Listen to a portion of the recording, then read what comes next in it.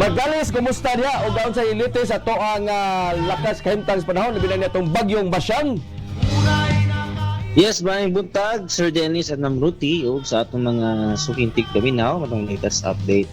Bahin sa kahimtang sa ato ang panahon, karong adlaw. Si Basyang, as of 2 a.m., nahimutang kini diri na sa may Cantilan, Surigao del Sur. Doon nagyapon lang hangin around 65 kilometers per hour doon sa iyang sentro. Gasti na sana sa 90 kilometers per hour. So kining bagyo ha, mga gila na lang ka oras makabalik na po ni diha sa Katagatan diri sa may Bohol Sea, and sa karon nga po ni sa Kayutan diha sa may Mindanao. So may bayad mo yan ning diri sa may Caraga and diha sa may Northern Mindanao sa mosunod na 12 oras. Sa pagkakaroon, ang kaning maong bagyo aduna nagidiri ta epekto diri sa tuwang dapit bunani atong mga nasinati na mga paguwan diri sa may Central Visayas, labi na po diri no sa karon diri sa may Central Cebu doon na dito na sinati ng mga paguwan umikan aning direktang epekto sa bagyong Basyang. Gawas niya na doon na po tayo expect na mga hangin around 60 2 to 80 8 kph na level sa hangin na sa signal number 2 diri sa may dakong bahin sa Bohol o sa may habagatang bahin sa Sugbo, apila ka portions diri sa may Central Cebu. So expecta within today no mas muduol pa ni maong bagyo diri sa tuang dapat labi na dira sa may habagatang bahin sa Sugbo. And again, expecta karong adlaw makasinati pagyapon ta sa mahaot nga panahon no, punok nga uwan, pagkusok sa hangin, and gawas niya na doon na tayo expect nga baloron na kondisyon sa Katagatan. As of kagahapon, pagyapoy gale warning na nakaisa diri sa may habagatang bahin sa Bohol and dito po sa Katagatan kay palibot sa Siquijor. Gawas niya na ang mga Katagatan po silangan sa Eastern Visayas napod sila gale warning ditong dapita.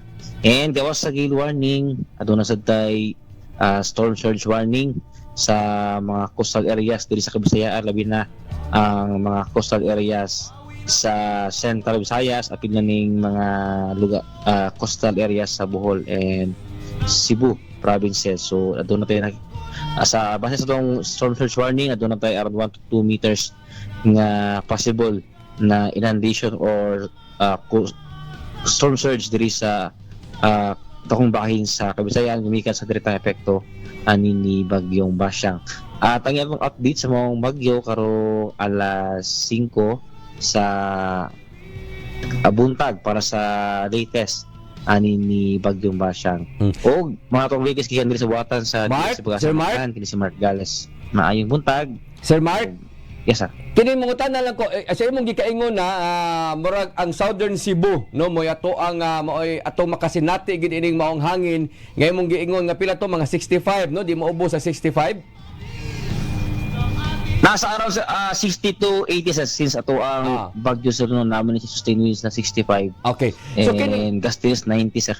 So kining sa ato diri sa Cebu City no sa Metro Cebu makasinati gyapon ta ng maong hangin nagikusgon or minus na siya, pero unsa may ato ma-experience unya nining mga orasa ining mosunod nga mga oras?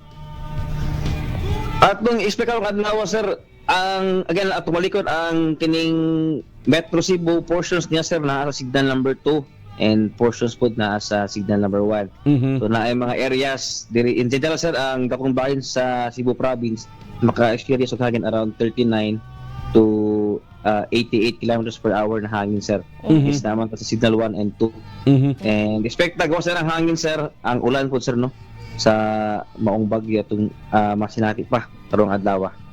Tinuod na kay kagabi pa lang daan nanatay na balan sinati diri nga hangin unya uwan gyud no, uwan grabe ang uwan bat inong kayo bundak jud kay tanan, pero unsa man mas musamot pa ni, mas mugrabe pa ni karong adlaw.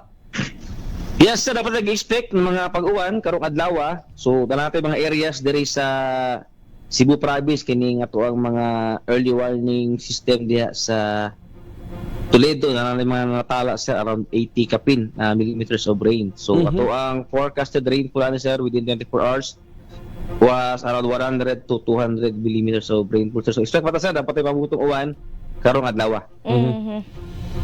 Sige.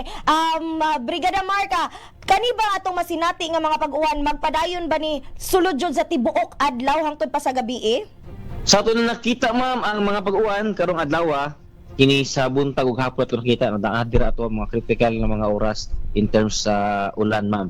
So bandayan niya ba nato ni posible pa ni mga kusog king uwan karong adlaw labi na sa buntag ug hapon man sa dihang muduol ni moong bagyo diri sa ato ang dapit. Sige. Sir Mark, salamat kay sa imong panahon ha nya amping diha kanunay. O sa sir, daghang salamat. O may buntag. Moto mga gala, ang ato ang labing uwahing pagbanabana sa lakat sa kahimtang sa panahon. Labi na nga atong gimonitor karon nga bagyong Basyang. Oo.